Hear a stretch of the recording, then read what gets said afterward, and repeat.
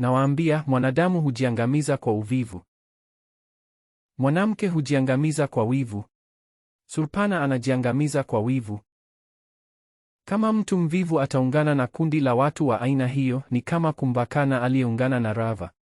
Zaidi ya hapo, maelfu na maelfu ya wanaotafuta kupoteza njia yao si kwa sababu ya tamaa, lakini kwa sababu ya uvivu.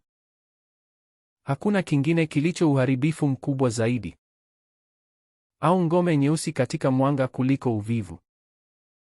Ukipata kutoka nje, umeishinda mchezo. Utakapoelewa kuwa ulimwengu uko katika mpangilio, utakuwa na imani kubwa sana. Unaona, imani juu huondoa uvivu wote. Uvivu ni nini? Kutokuwa na ushiriki na maisha, kukasirishwa na maisha. Tumaini kwa Parama Shiva inakuimarisha kwa uzuri sana.